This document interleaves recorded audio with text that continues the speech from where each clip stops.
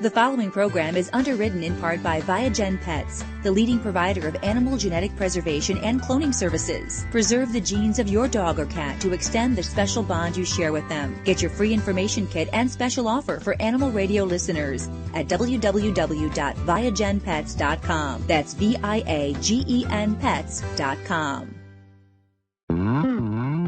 Celebrating the connection with our pets. This is Animal Radio, featuring your dream team, veterinarian Dr. Debbie White and groomer Joey Villani. And here are your hosts, Hal Abrams and Judy Francis. And welcome, my friend. Here is our toll-free number, 1-866-405-8405, to reach out to Dr. Debbie, your dog father, Joey Villani, and ask your questions about your pets. And if you just want to check in, perhaps you're listening on one of our brand new stations like WPCG in Canton, Georgia. Welcome.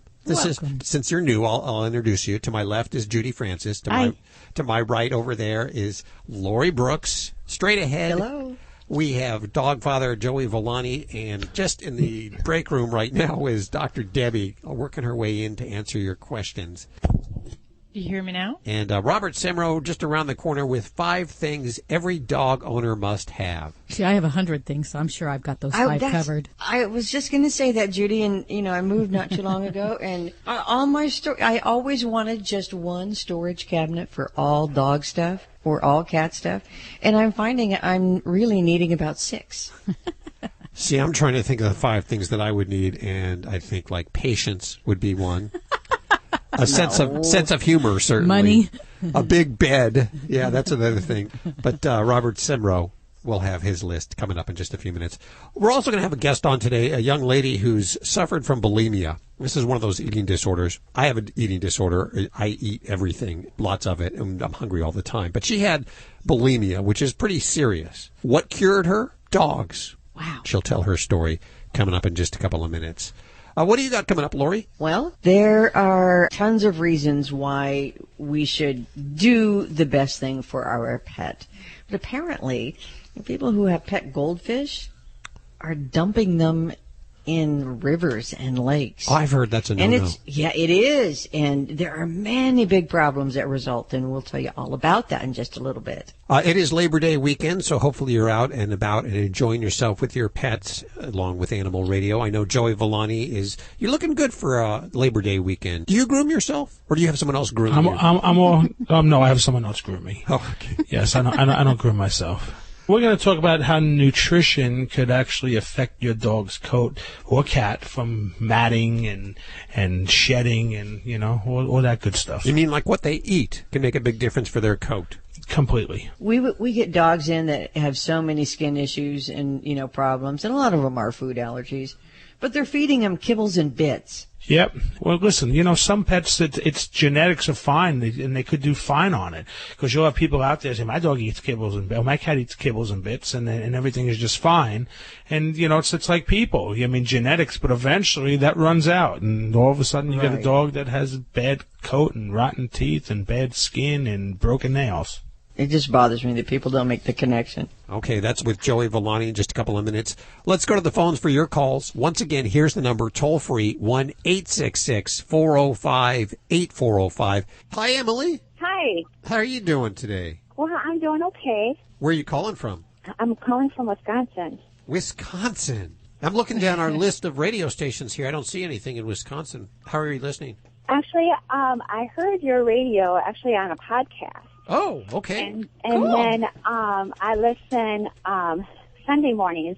You have a live show. I can't remember which radio station it is. I found it online. Coast in Los Angeles. We have a lot of people that actually do that. They listen to the live broadcast from Coast in Los Angeles from all over the country. So that's sure. cool.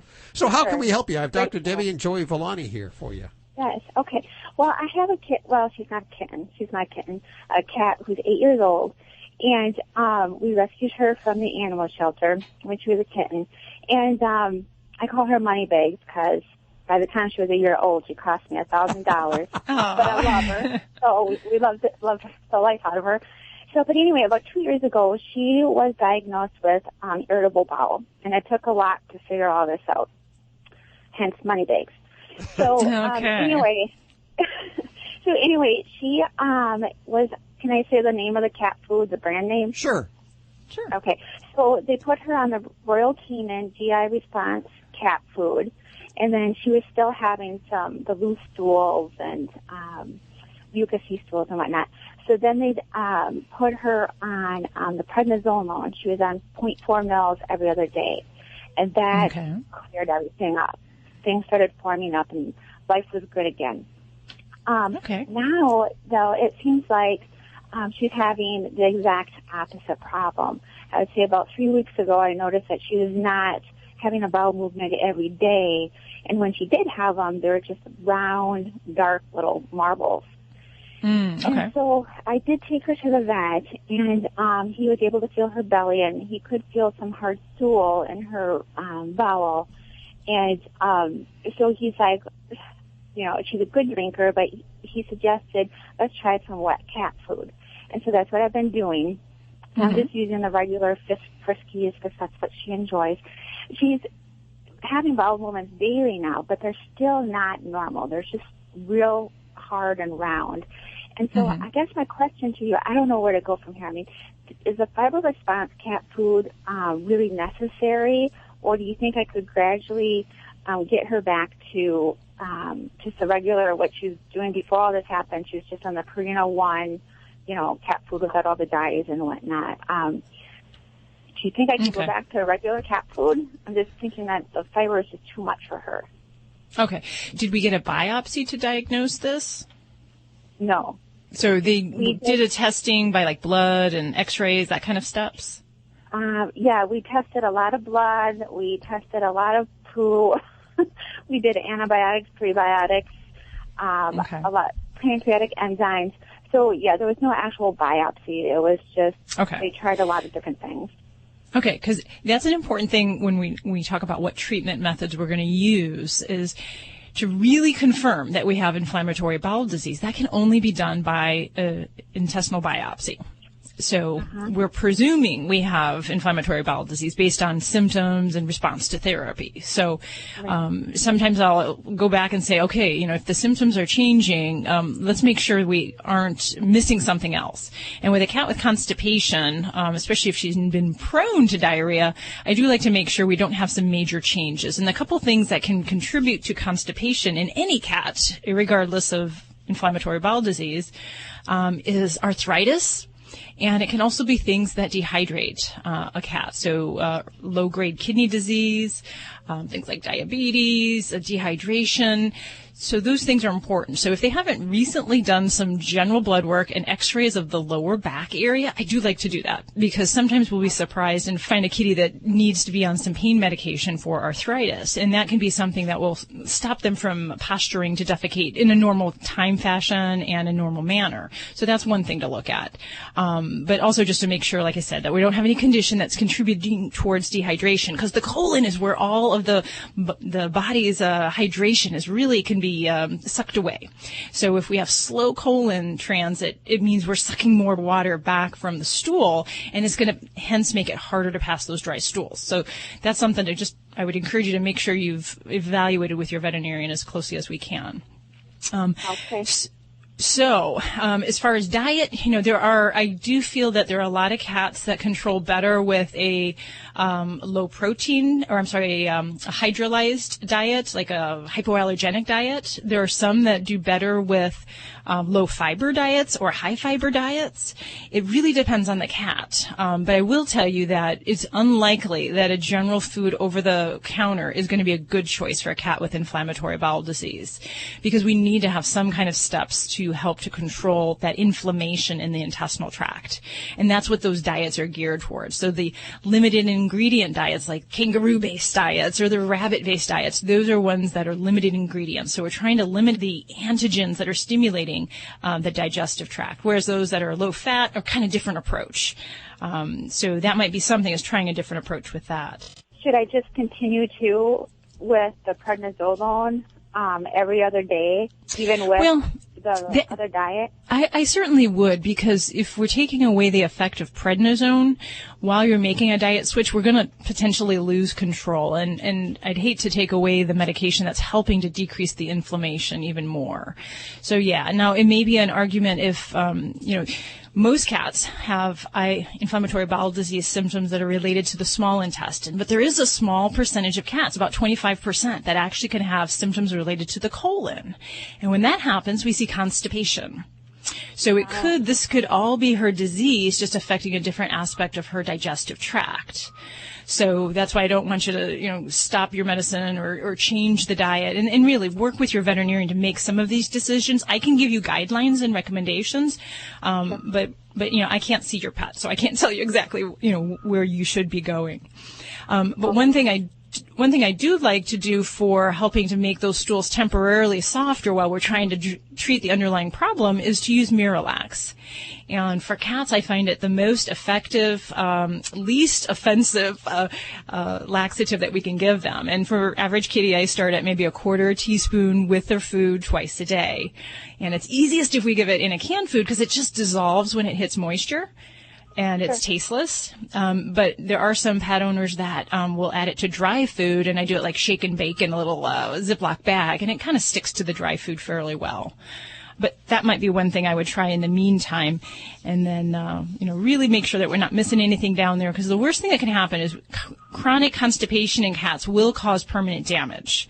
So, and that's another argument why an x-ray is important, because we don't want to get to the point where we're getting so distended that it damages the nerves, because then you'll never get control of it. So I would try a little bit of some vet work and a little bit of some laxative there. So it sounds like Money Bags needs just a little more money spent for the x-ray and, of course, the Miralax there. Let us know how this turns out. Put her to work. Yes, you really should. Yeah. Let us know how it turns out. Her. Yeah, I think Judy spent like $6,000 on her dog for legs, and we spend a tremendous amount of money on our animals because we love them. We're just a little bit crazy about them. They make a big they're family members to us, right? Yeah. I think my vet, or the techs at the vet office, think I'm crazy because I'm so obsessed with my cat's bowel habits. But oh, no. Yeah. I appreciate your call today. Emily, call us back. Let us know if you have any other questions, and thanks for listening. We appreciate it. You're listening to Animal Radio. Call the Dream Team now at 1-866-405-8405. Did you know canine caviar diets are formulated with common health concerns in mind, such as diabetes, cancer, and kidney disease? You see, canine caviar uses low GI carbs, which reduce hunger and prolong physical endurance. Free of GMO, gluten, hormones, steroids, and antibiotics. Canine Caviar's 5-star dog and cat foods are the only alkaline-based foods in the world, and that promotes a healthy lifestyle for your furry family. Find out more at caninecaviar.com. The warm weather is here, and that means dogs are outside getting muddy, smelly, and in need of a bath. Lucy Pet Products shampoos and conditioners are made with natural ingredients. They're available in terrific scents, like apple, blueberry, tropical, coconut, lavender, and even that new puppy smell, with all profits going to help animals in need. Find them at your local pet store and at Petco stores nationwide, or go to LucyPetProducts.com.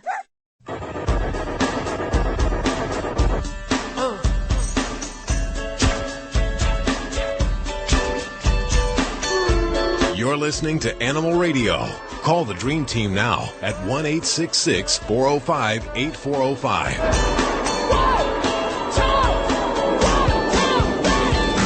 Oh, it's Animal Radio. This is where we celebrate the connection with our pets. You're a little bit crazy about your animals. Well, you found the right place and the right station, the right show.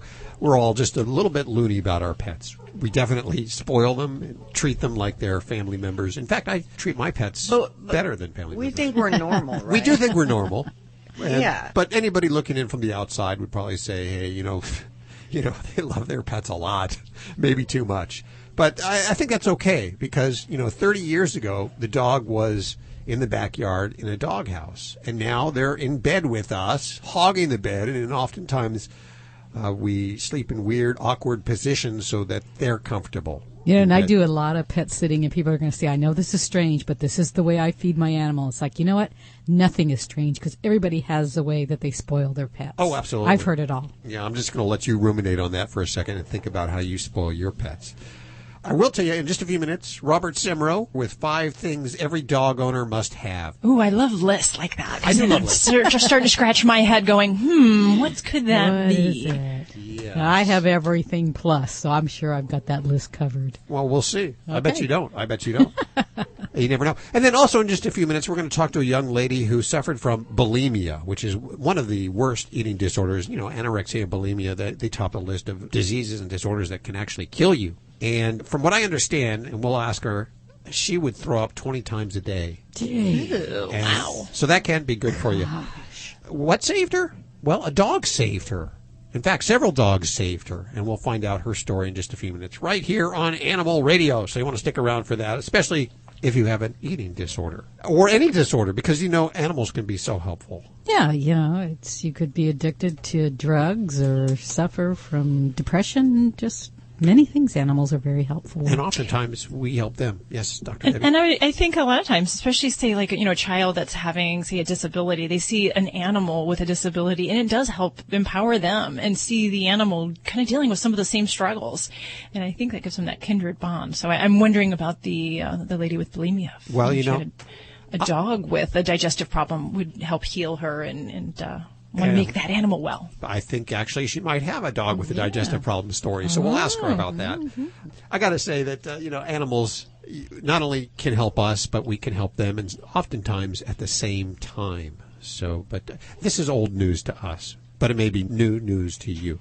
Speaking of news, Lori Brooks, what do you have coming up? Well, there's some new research out.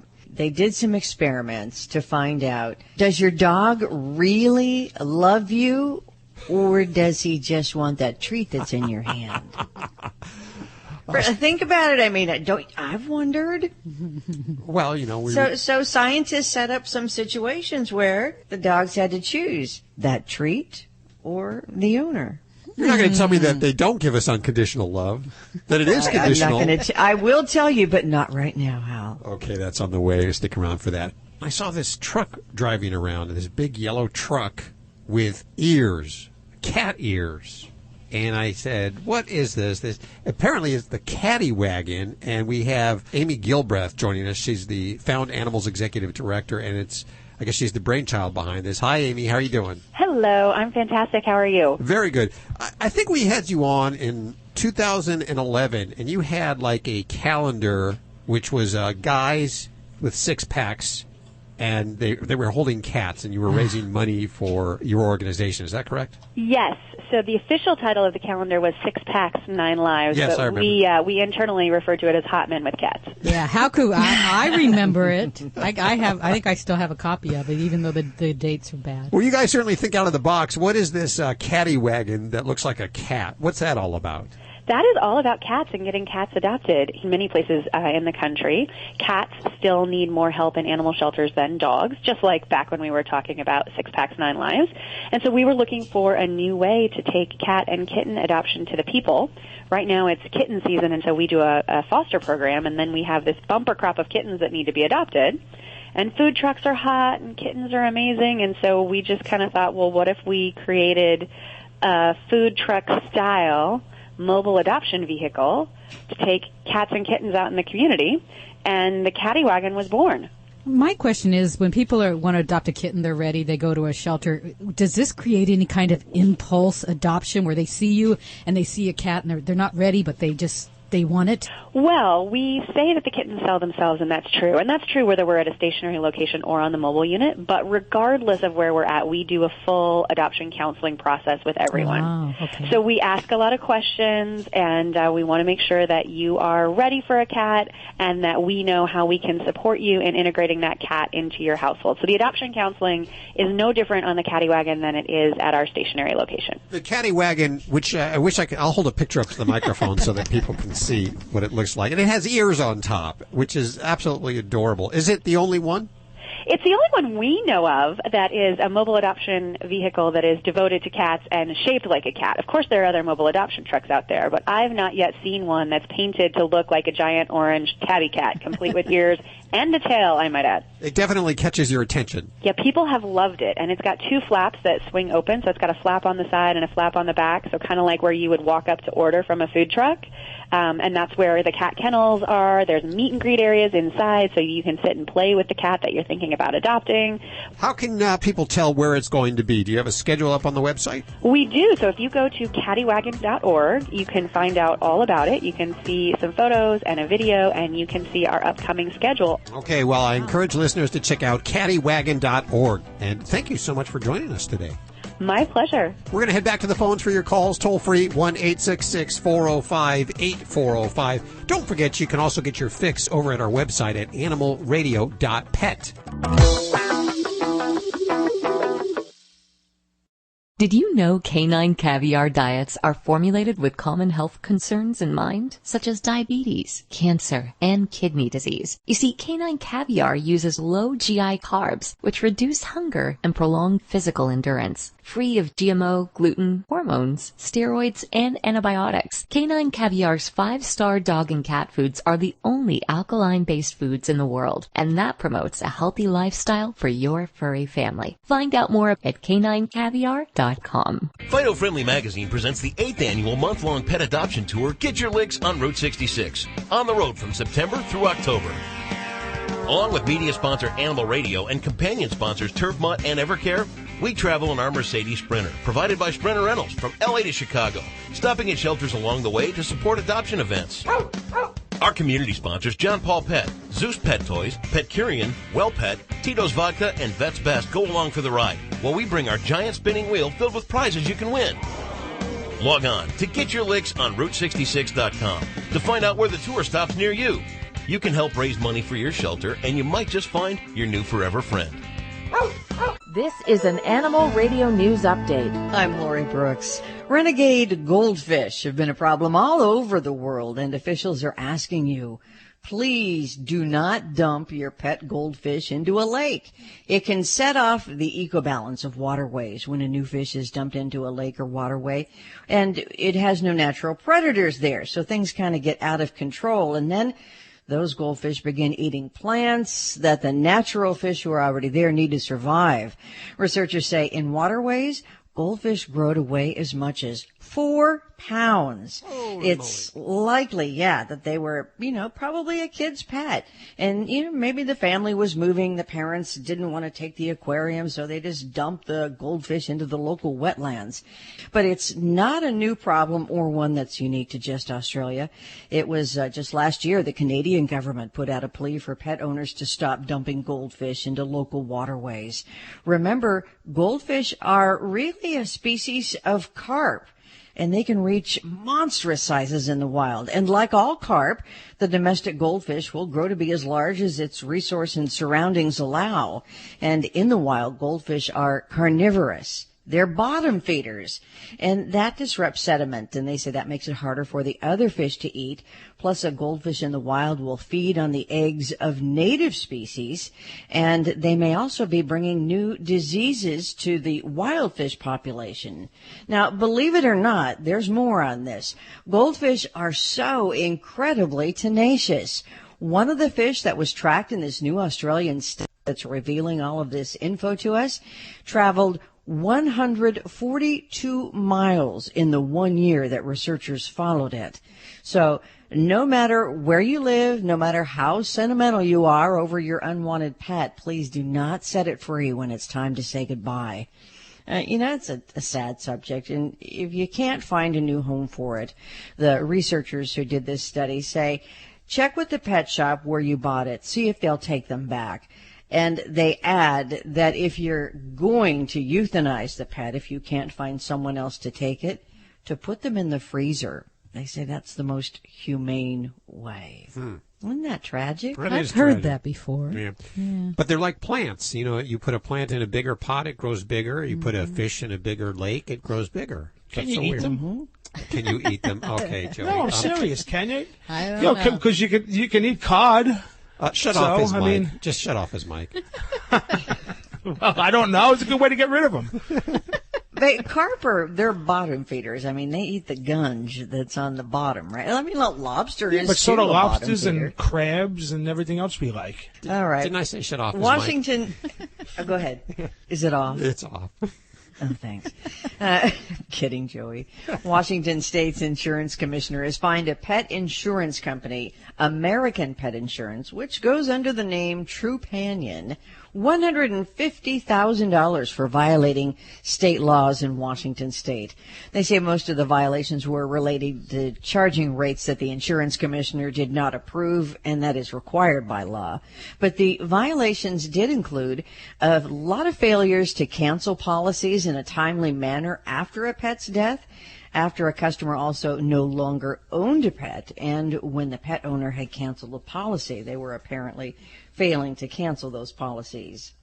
And in an experiment further investigating the relationship between humans and dogs, researchers wanted to find out if it is a true bond or is it a love of food. You know, those treats we give them. They found most dogs anticipate the praise of their owner as much, if not more, than a food reward. You remember, a century ago, psychologist Ivan Pavlov had trained dogs. You know all about that, Pavlov's dogs. But now, in this new research published in the journal Social Cognitive and Affective Neuroscience, boy, that is way over my head.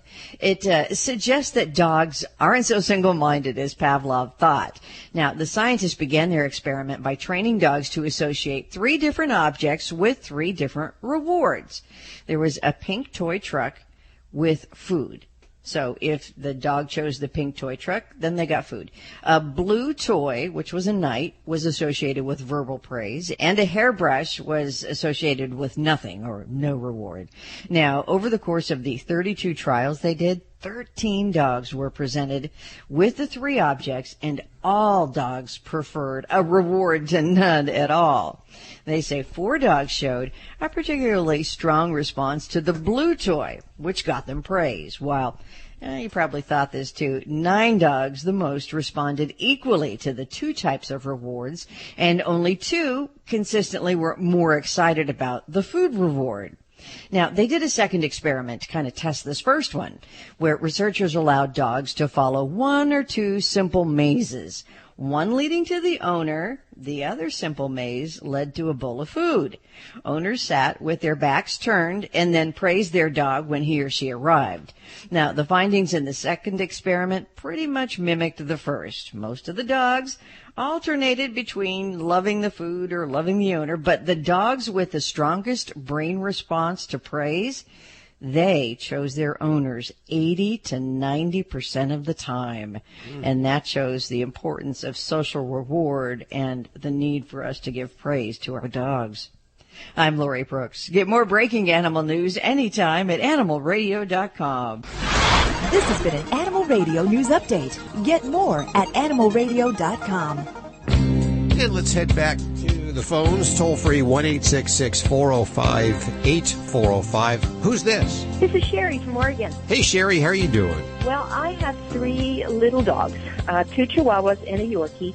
They're all females, and they get along really good for the most part, but every once in a while they really get into it. I mean, the teeth showing and everything, and I'm just kind of wondering if I should break that up or leave them alone and let them figure out what they need to figure out.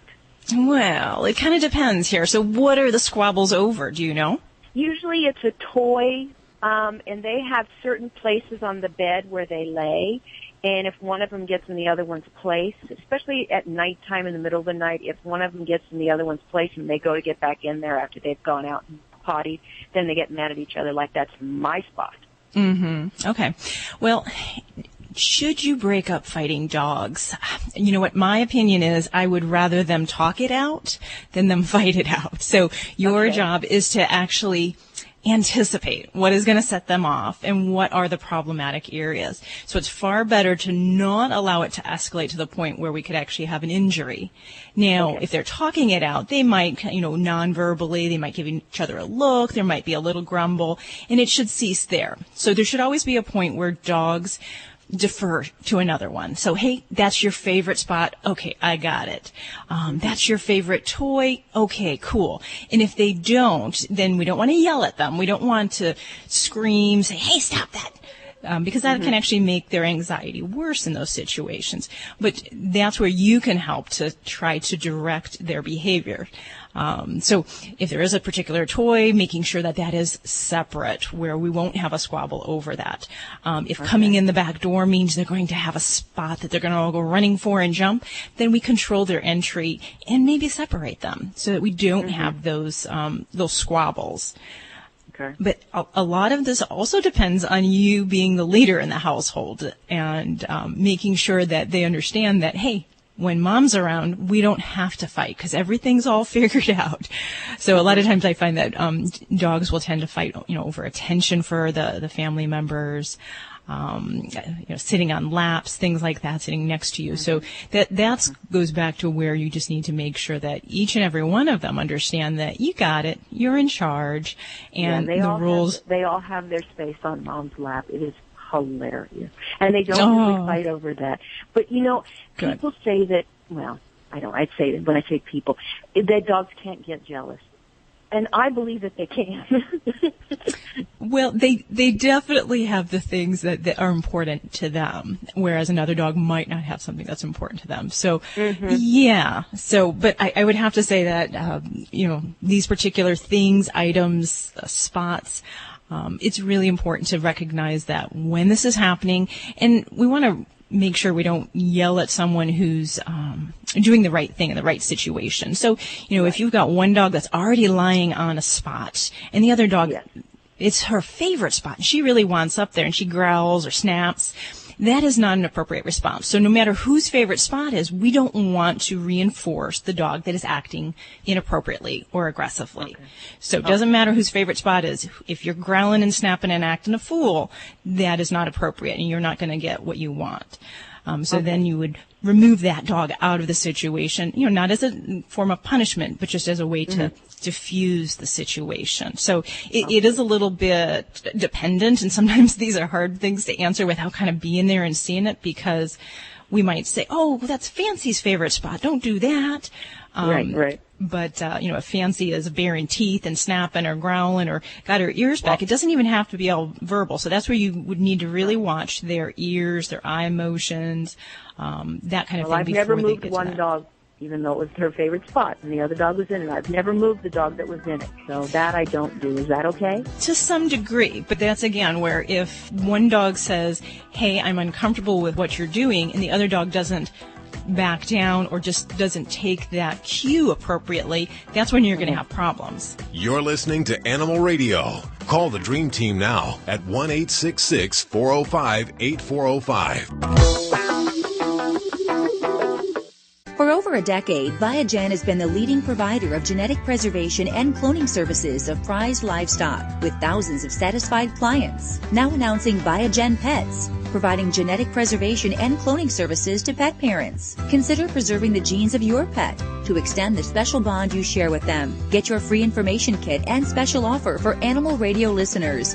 at www.viagenpets.com. That's VIAGEN Pets.com. You're listening to Animal Radio. Call the Dream Team now at 1-866-405-8405.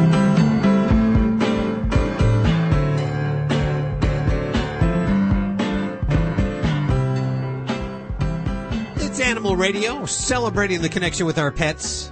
The toll-free number, 1-866-405-8405, and we'll head back to the phones in just a couple of seconds for your calls.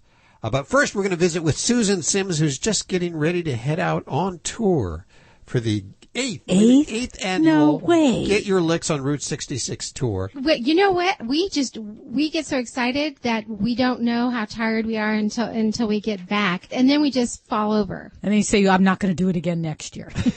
Oh, really? We don't, because it's the most fun anyone could ever have to be able to go across country and do this every year. We're just so lucky. And, of course, as the name implies, they'll be all along Route 66 adopting out and finding forever homes for lots of dogs, maybe cats too? Yeah, we're an equal opportunity animal placement service. We do adopt out a lot of cats, and because Fido Friendly is in the name of all that, they think, do you have anything for cats? And luckily, we have great sponsors this year that provide anywhere from dog toys, treats, shampoo, and cat food. Oh, wow. Okay. I would be remiss if I didn't start with Animal Radio, who's been the wonderful media sponsor with us since the beginning. So without you guys to get the word out, I don't really think that we'd be able to do this. So thank you for that.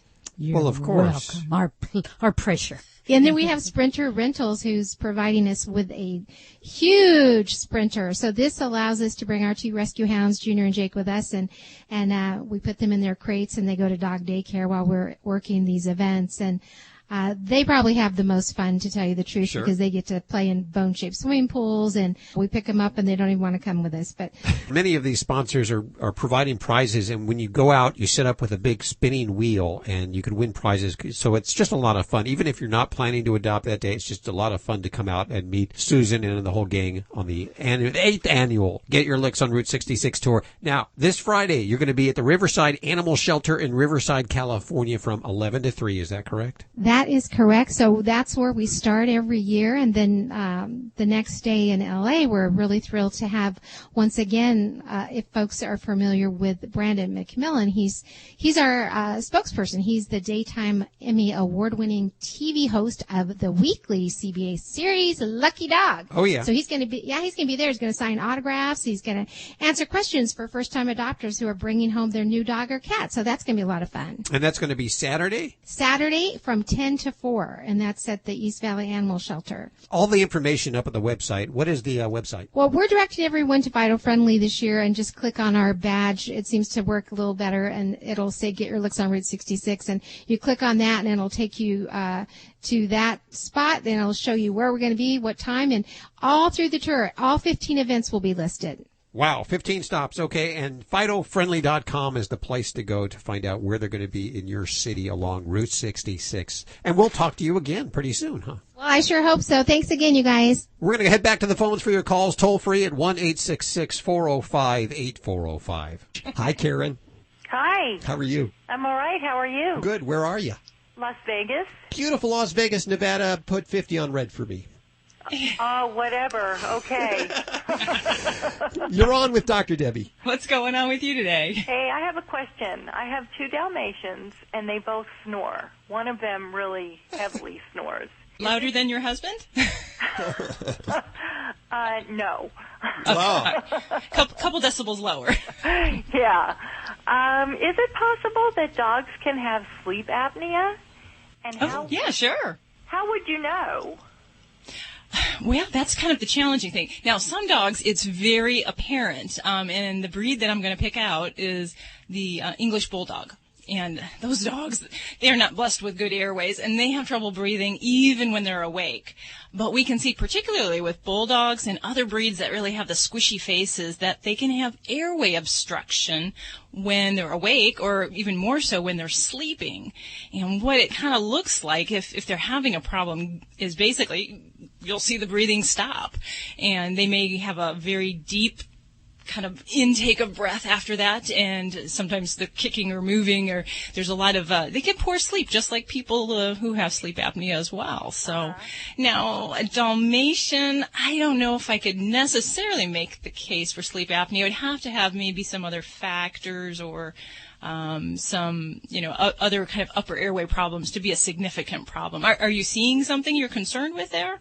Well, no, he just snores so loudly. I'm just wanting to know if there's something specific that I should look for.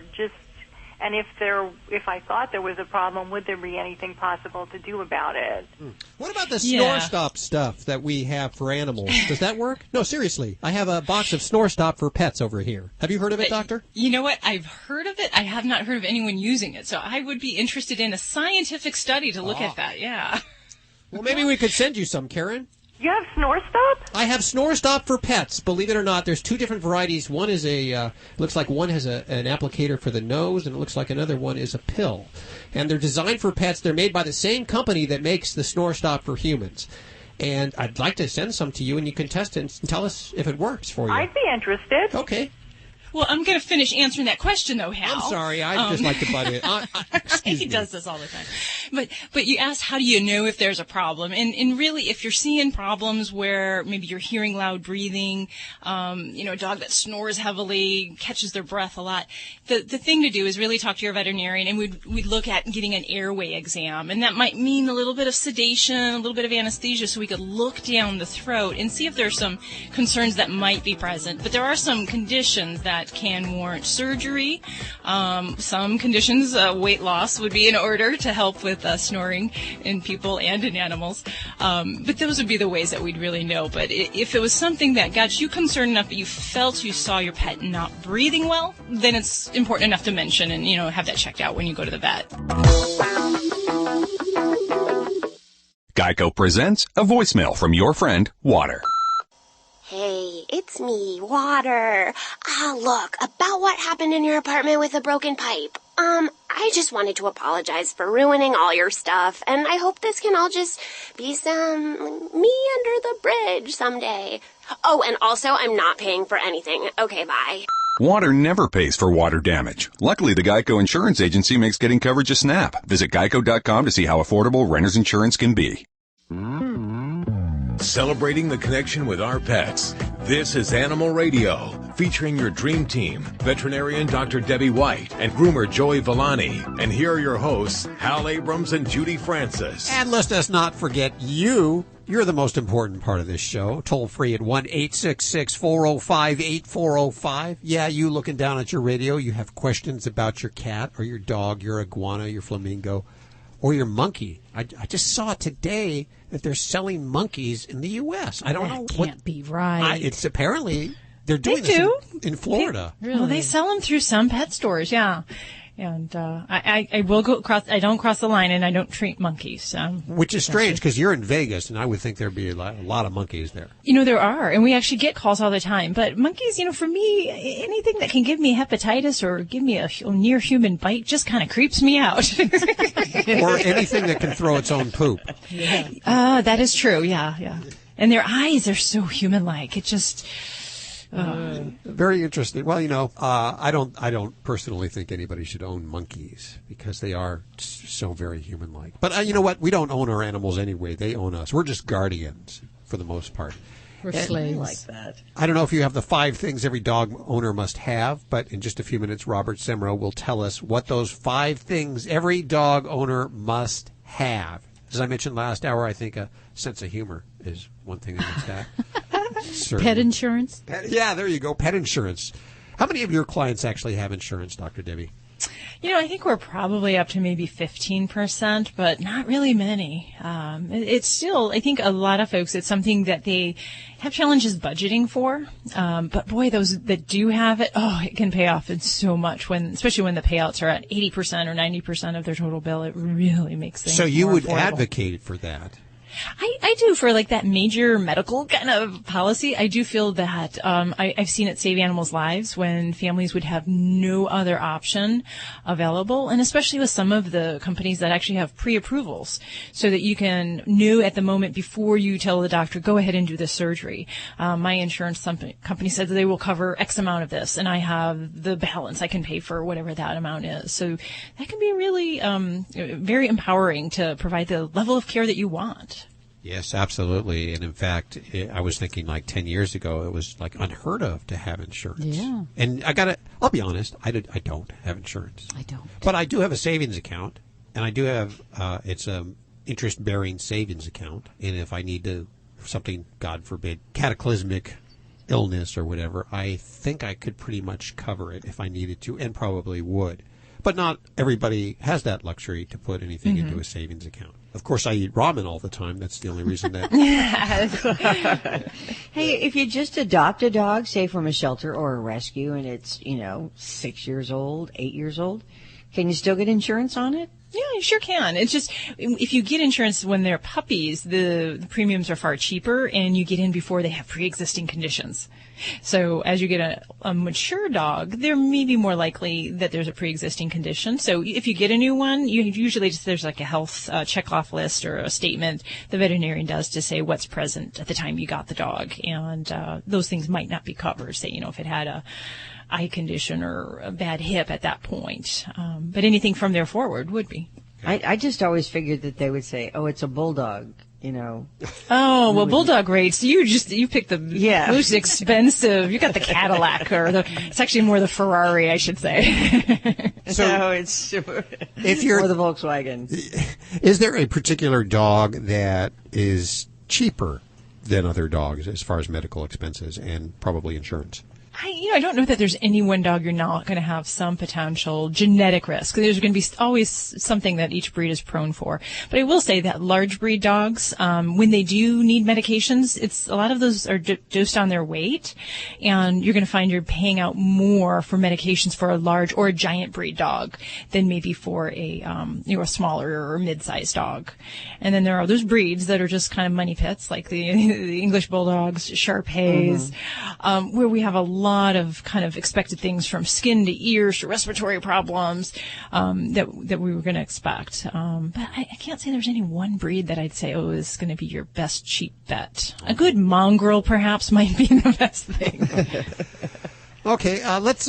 What's coming up in the news? What do we have coming up in the news, Lori? Well, we're going to talk about presidential. We can't talk about politics here. Okay. But presidential pet toys for your dog or for your cat. So, say you're a big Donald fan and your friend hates him, well, you can give her the Hillary toy, whatever, Or if you're just, if you're not a Donald fan, you can have your dog chew on one of the Donald toys, right? Yes, on his fuzzy hair. Yeah. On this dog. And Hillary wears pantsuits on these toys too. Of course. They're just fun. I mean, it's this time of year. I think it's appropriate. Yeah, we need a little levity with this whole election thing going on. Anyway, that's on the way in just a few minutes. Let's go to your calls first. Toll free, 1-866-405-8405. Well, hello, Angelica. How are you? Good. How are you? Good. Where are you calling from? From Cambridge, Ohio. I hear it in your voice. I hear it in your accent. No. My accent's from New York. Yeah. I was raised in New York. But now I've been here about 3 years. Well, welcome to Animal Radio. I have the Dream Team here to answer your questions. What's going on? Oh, okay. I have a dog. It's Mastiff, and it looks like a Lab. First they said it was Mastiff and something, but for me it's Mastiff and Lab, okay? She's going to be 3 years old now in December. And the thing is, she's a very good dog, but whenever, if she knows people and they come to my house, she sits down and squats. She wants to pee. It's I don't know if it's because she's excited, but it happens all the time. You can't talk to her. You just walk in the door and you ignore her, it's okay. But if you say good girl, Lulu, whatever, she starts peeing all over the house. Okay. And does she? And you said she does not have accidents at other times? No, never. Okay. She doesn't pee. She can be all night and she doesn't do anything inside. Well, Angelica, you are brilliant because you've already started the whole steps of therapy on how we address this by not looking at her, not talking to her. So what you're describing, we can have a couple different scenarios going on. One would be what we call submissive urination. The other is excitement urination. And the difference is the motivation, but they're very similar in how they display. A submissive urination behavior is a dog who is just feels lower on the totem pole and it's a doggy language that they're doing. When they squat and they urinate, it's a way to say, hey, you're the boss, it's cool, everything's great. Then there's the other dogs that are doing it out of excitement. And I kind of make that the equivalent of, okay, I was a kid and my grandpa liked to tickle me. And I would say, don't tickle me because I'm going to pee. And I was an excitement tickler peer. So it's kind of the same thing. So if it's mostly excitement and she's not necessarily being submissive in other ways with these individuals, I'm going to bet she's probably more excited than anything else. So yes, the steps that we do to try to address this are to really not give her things that are going to trigger that excitement. And that may be making eye contact. So we're going to not look her in the eye. It may be ignoring her for 5 to 10 minutes. And a dog that does this, every time you come into the house, I recommend not speaking to them and not really even recognizing them. Just going about putting your purse down, your keys down, all that, and ignoring them. And then the other thing that we really work on is making sure that we have the opportunity to get her outside as soon as either you get home or right before you anticipate someone's coming in. Because making sure we got an empty bladder is, setting her up to be successful, not to have a failure there in that situation. And then, but I've done that. She's just come from outside. She did everything she wants to do, but it doesn't matter. She could just be out when I bring her in.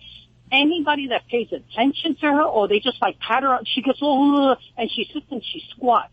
You need to train your guests a little better, I'm going to say, because if we know what triggers it, then I would just tell people, hey, my dog is just up here. Please don't talk to her. Don't look at her in the first few minutes, and set her up to be successful.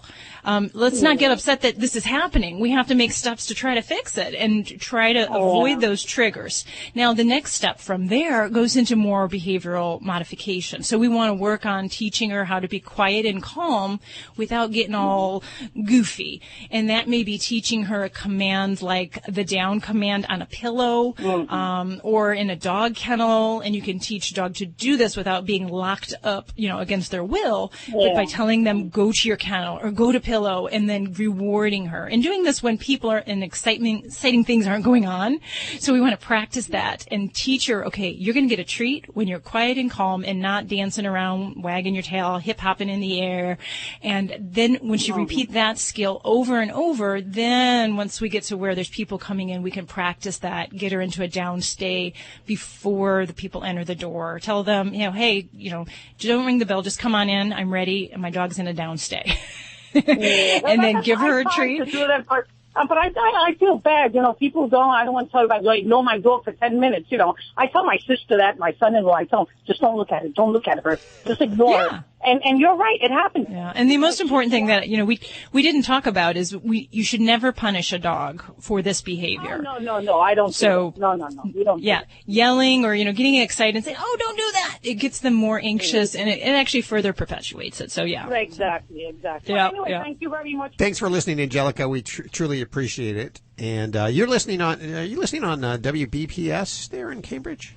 It's 109. Yes. 109, where they have all the oldies, like from my time. That's why I like it. From our time, yes. Exactly.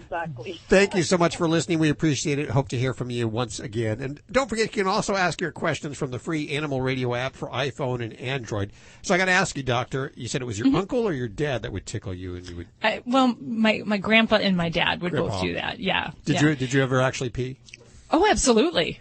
I mean, I would, and I would say, please don't, it's all fun and games, but when it's going to get out of hand and you're going to lose control. And have you outgrown that? I don't really test that hypothesis anymore. I kind of keep people, I'm very foot ticklish, so I just don't go there and let people do that.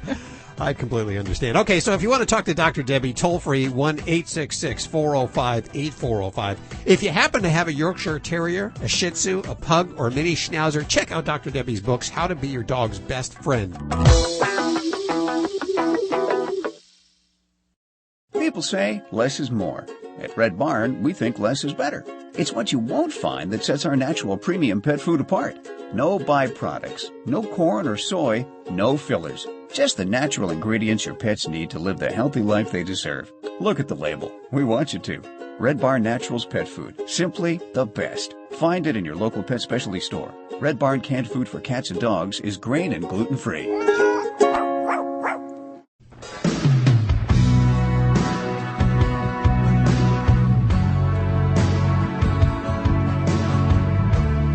You're listening to Animal Radio. Call the Dream Team now at 1-866-405-8405. Well, happy Labor Day weekend to you. I hope you and your animals are out enjoying the beautiful weather we're having across most of the country right now.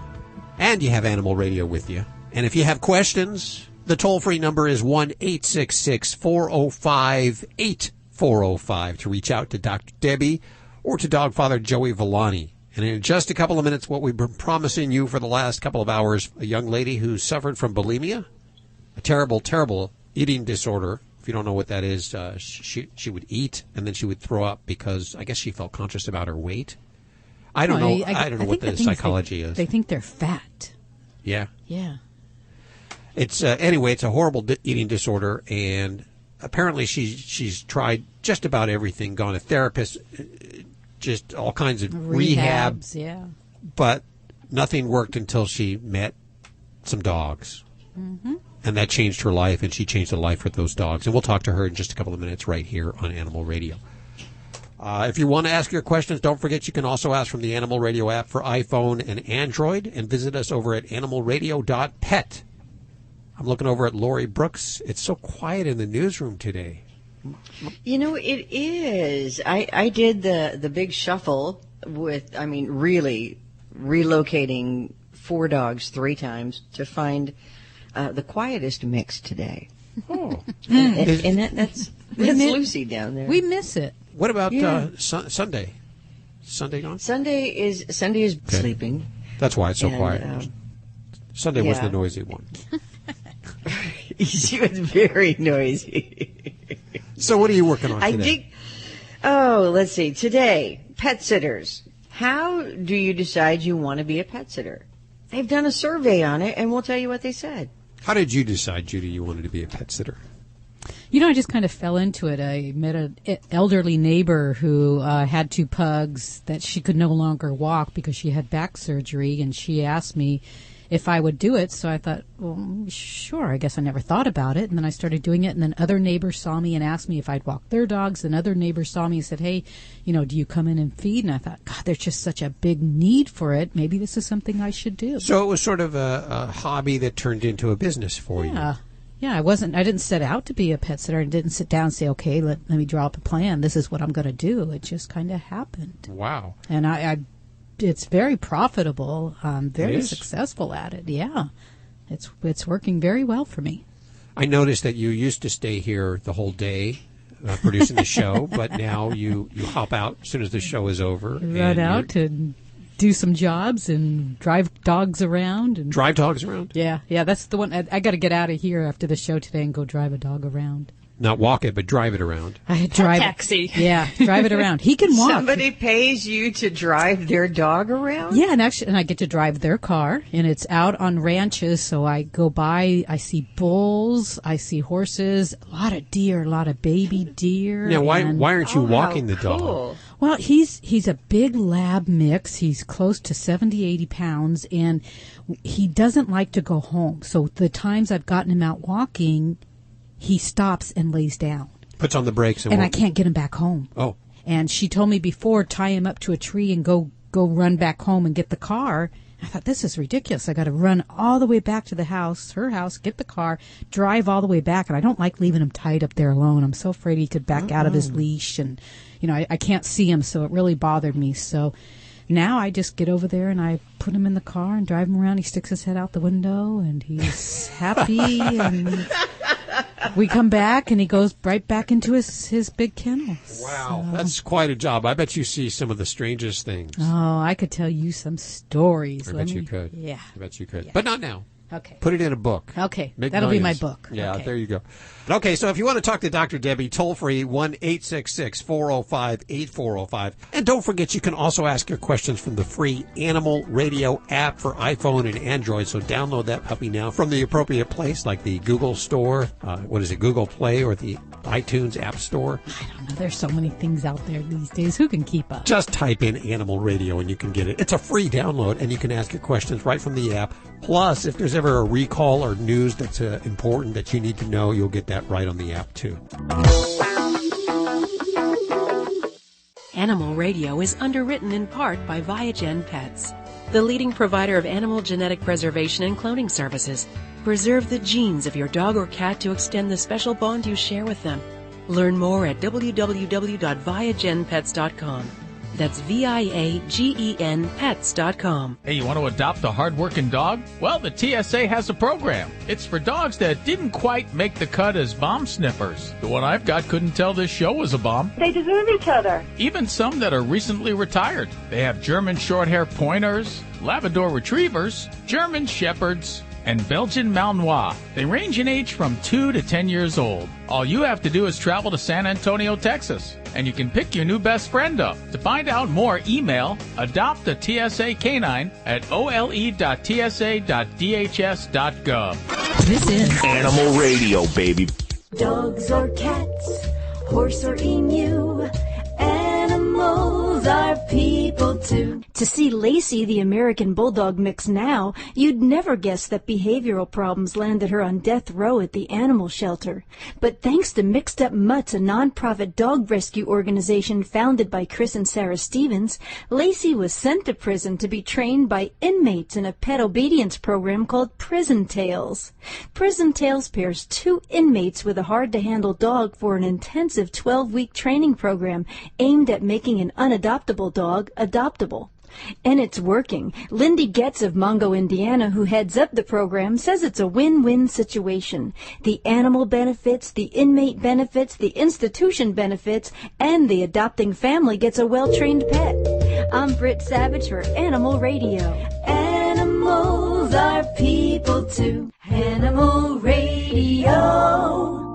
Hi, I'm Paul. I used to ask if you could hear me now with Verizon, but I switched to Sprint. Sprint's network reliability is now within 1% of Verizon. Plus, Sprint changed the game again with their new unlimited data plan that gives you the freedom to do whatever. Wow, unlimited data? Yep. I watched dog videos, cat videos, dogs with cats videos. No overages, no worries. People seem pretty excited.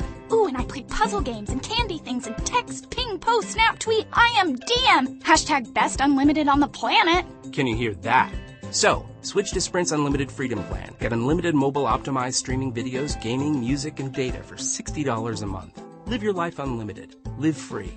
Visit a Sprint store, sprint.com/freedom, or call 1-800-SPRINT1 today.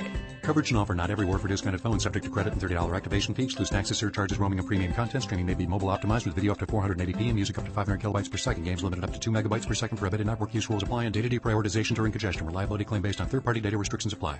This is an Animal Radio News Update. I'm Lori Brooks.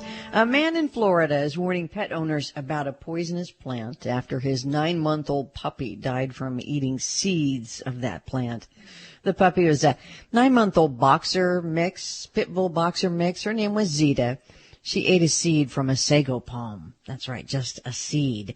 Now, many seeds and nuts can be, plants too, of course, can be poisonous to dogs, and the seeds from the sago palm really have forever been on the list of the worst toxic offenders to dogs.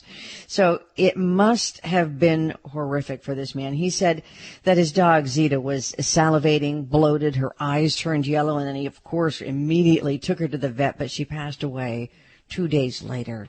Now, Zeta was not the only dog this has happened to. More than 14,000 dogs have been poisoned by sago palms, and 34 dogs have died after eating parts from them during just the past 10 years. That according to the American Society for the Prevention of Cruelty to Animals. Now, of course, these poisonous palms are found everywhere, especially, in the warmer places, yards, front yards, backyards, stores, nurseries, they sell them. But the U.S. Consumer Product Safety Commission, did you know this, does not require warning labels on plants. And sago palms, by the way, are not the only plants that pet parents should be worried about. Here are some of the other very poisonous plants. If your dog ingests them, you need to get them to a vet immediately. Foxglove or digitalis, tulips, would you believe? Azaleas, which is a bush, a little shrub. Oleanders, very popular out west. Daffodils, which are grown all over the place. They're a bulb. And then the houseplants, Dieffenbachia, cyclamen, and amaryllis. Amaryllis can be grown outside in warmer areas, but any of those plants can do great harm to your dog. There are new ways that, pet products come on the market, and for one reason or another, some of them just really stand out and catch our eye, and they're so fascinating for some reason that we just want to share them with you. like the poop transporter from Hank's Dog Stuff. It's pretty much a no-touch anything that has touched poop before device. You got that? The transporter springs open with just the touch of a toggle, which allows you to drop in poop bags. Now, after your walk, when you've collected your piles, all you do is push the toggle and the transporter opens, dumping the waste in a trash can. Now, I've seen this, and I have to tell you, if you have a Dyson vacuum cleaner, it's kind of like that. You know how you take the canister off the middle part, you pull open that little toggle thing, and the bottom just opens and everything dumps out. Same kind of thing. Another cool thing, is that the transporter is made of odor-resistant ripstop nylon and is available in 10 colors, my friends. So if the color of your poop picker-upper is really important to you, they've probably got you covered on this. It's also washable, attaches to any leash handle, and has a pocket that holds standard size rolls of poop pickup bags. Now, apparently, kids don't say, when I grow up, I want to be a pet sitter. Now, how do we know that? Well, Pet Sitters International, or PSI for short, has conducted a survey of its professional pet sitters. And that survey found only 3% of its members pursued pet sitting as a first career choice immediately following high school or college. Now, while 40% of its members, they say, decided to start a professional pet sitting business after they retired or were laid off, but most of the group's members, 58% of them, actually chose to leave another career in order to open their own professional pet sitting business. Likely after getting fed up at the office about something. I can picture that happening. Really, can't you? Well, isn't that what Judy did that? She got sick and tired, fed up with everything going on here at Animal Radio. Yep, so I'm doing pet sitting. So Gets me out of here. She's doing both now. It's actually pretty profitable for you, isn't it? It's very profitable. I was amazed. Yeah. I think if you're good at it, then it would be very profitable. I'm surprised. Because word of mouth, we're so passionate about our pets. You'd be surprised. I have about 6-7 clients that are regulars that I have their keys. So they call me up anytime they need me, and I already have keys to their houses. Plus, you have some crazy jobs too, like one where you have to drive a dog around. Is that correct? Yeah. You take it for a drive. I drive it around. And catching chickens and all kinds. Boy, you should write a book. I've had to try to catch a backyard chicken. And, What is wrong with us? I had to take Roro for a ride in the car today to get him out of the backyard. Yeah. And we do this, right? Yep. Yes, we do. We love those animals. Yeah. The craziness is everywhere, though, truthfully. And, since the Olympics have been over and we're back to watching whatever it is on TV, news or whatever, chances are you've had your fill of the upcoming presidential election and its candidates. Or maybe you can't get enough of your own candidate, but you can't stand the other. For whatever reason, though, this might be fun for you and your pet. We're talking about the presidential parody Pet Toys by Fuzu. Now, they're still carrying the Bernie toy because, he had hung in there for so long. And all of the toys are available in sizes both for dogs or cats. The Donald toy sports a golden tan and quashed plush hair. It's, fake fur. Just like the Donald. I did not say that. No, I said that. The Hillary toy wears a red pantsuit. And also, if you can't get enough of that, Barkshop.com also has some political toys. A Donald pet toy, which is called the Dognold. But you will never hear the Dognold squeak because Donald would say squeaking is for wimps. So when chewed, the Dognold toy grunts. That's on Barkshop.com. And the other Barkshop.com toy is a Hillary version of a dog toy, and her name is Hillary Kitten. They're $16 each. So I'd love to have my dog those. chewing on that. Yeah. The Donald Trump. To give a toy like that, housewarming gift for somebody in, October, November when we're getting really close to the election and you've got a rivalry going with a friend of yours or something. It would be fun. So I'm going to buy a lot of one of them. Yeah. I'm Lori Brooks. Get more breaking animal news anytime at animalradio.com. This has been an Animal Radio News Update. Get more at animalradio.com.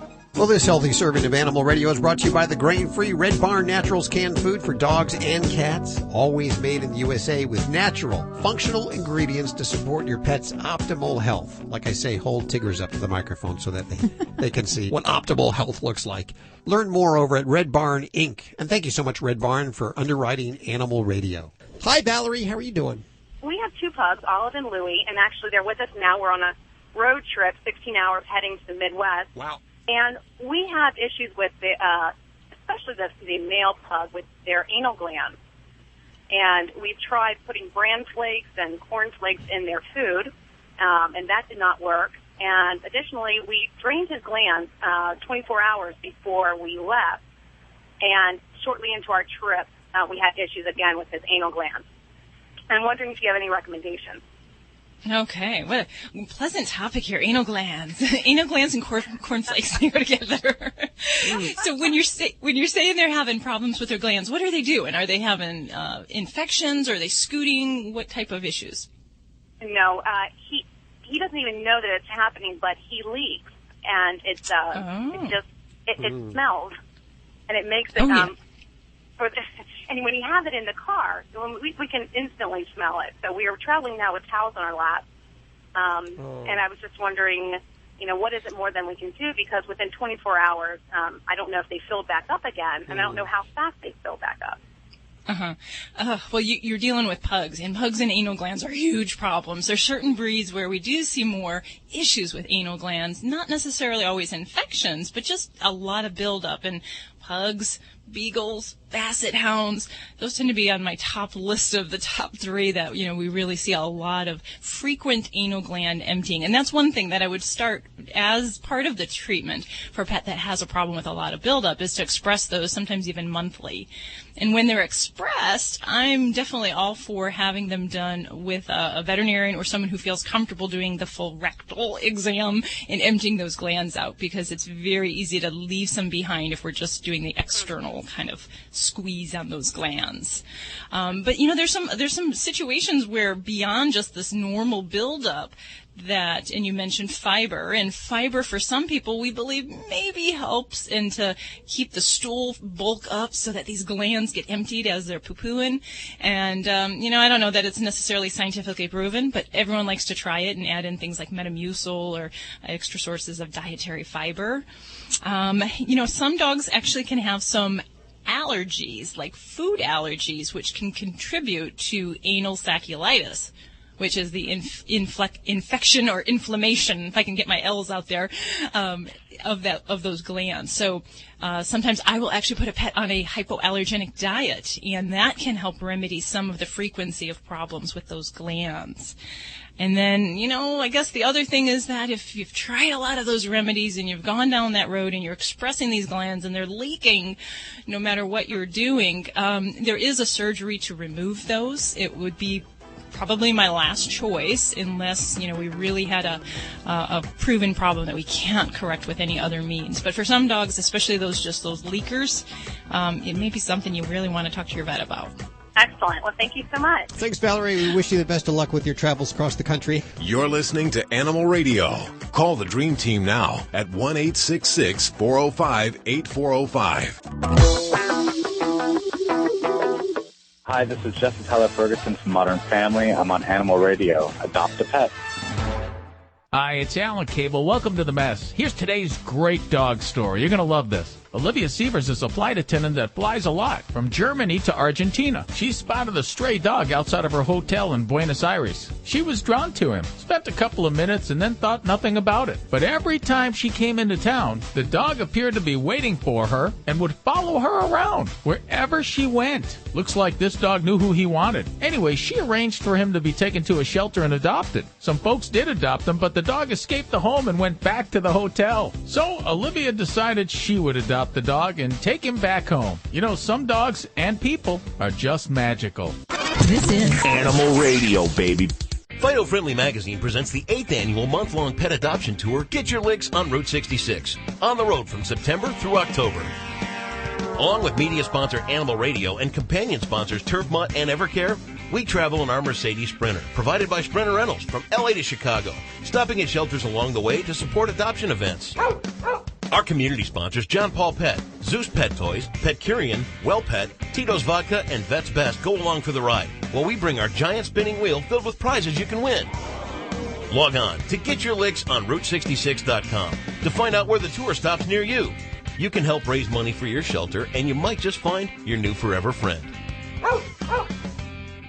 For over a decade, Viagen has been the leading provider of genetic preservation and cloning services of prized livestock, with thousands of satisfied clients. Now announcing Viagen Pets, providing genetic preservation and cloning services to pet parents. Consider preserving the genes of your pet to extend the special bond you share with them. Get your free information kit and special offer for Animal Radio listeners at www.viagenpets.com. That's VIAGEN Pets.com. You're listening to Animal Radio. If you missed any part of today's show, visit us at animalradio.com or download the Animal Radio app for iPhone and Android.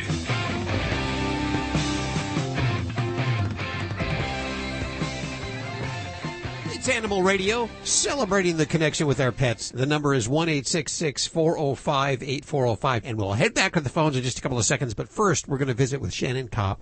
She has written a book called Pound for Pound. Shannon, welcome to the show. Thank you so much. Thanks for having me. Well, of course. Now, you had a bulimia problem, is that correct? Yes, for about 8 years. Explain to listeners what that is. Well, I started struggling with an eating disorder at age 16. Addiction and eating disorders run in my family, and my father's alcoholism kind of took a toll for the worst, and I began turning to controlling my food and my weight as a means to try to manage my anxiety and sadness. And it progressed over the years to the point where I was throwing up about 20 times a night. Wow. The bulimia involves in taking a lot of food and then using some kind of compensatory behavior like over-exercising or vomiting or laxatives to get rid of the calories. Dare I say that the animals, a dog in particular, helped you recover? Completely. I had tried everything I knew. I had done therapy, medication. I'd went to a rehab center in the middle of the desert. I read every book I could get my hands on, and I knew in my mind what to do. I could have written a book on how to recover from an eating disorder, but, I just couldn't do it. And my life really didn't change until I got a job working at the San Diego Humane Society, and I found very quickly that the one thing I could do when I felt overwhelmed, when I felt like I needed to eat a box of cupcakes, was go into a dog kennel and sit. And I would usually sit with a big dog, a shepherd or a pit bull or a lab, and they would, just be so excited to see me. They'd sit on my lap and they would hold me down. They would center me. I would hold on to them physically until I felt the urge pass.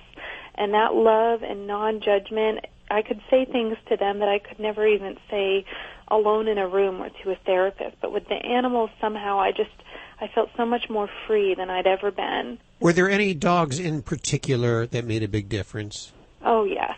There was one named Sunny, who's actually on my book cover, and she was a 10-month-old pit bull I found in the very back corner of a Los Angeles shelter.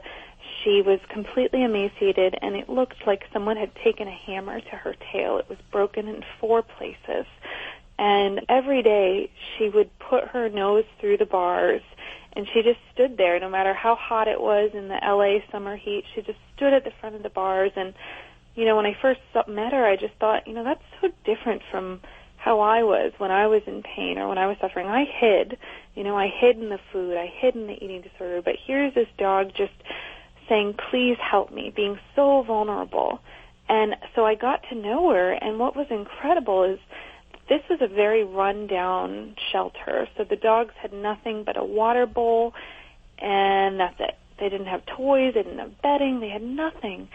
And Sunny had obviously been traumatized, obviously very abused early in life.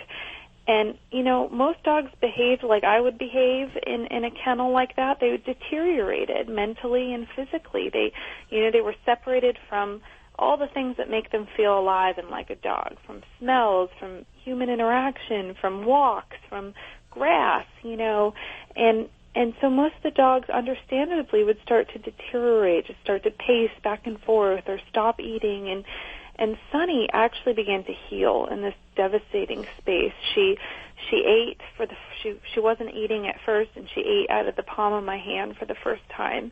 And then she was afraid of her reflection in her water bowl, so she wasn't drinking. It was like she thought this scary big dog was in her way.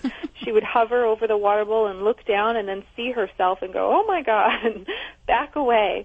And one day it was like 100 degrees, and I watched her just finally, she hovered over the bowl, she looked down, and I swear it was like she just made a decision. She was like, screw it.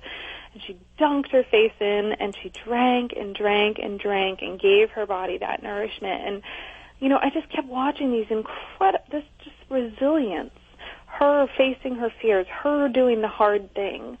And did you see yourself in her?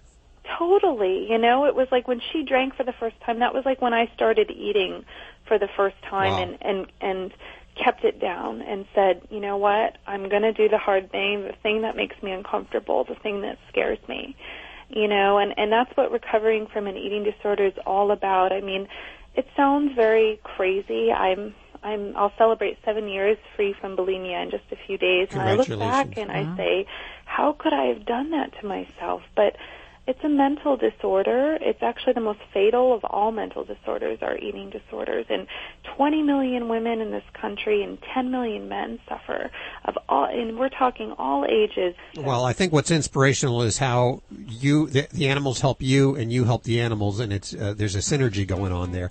And I got to say, you know, for you it was bulimia, but for someone else it may be a completely different disorder or disease. Right. And animals always seem to be there to help. Definitely.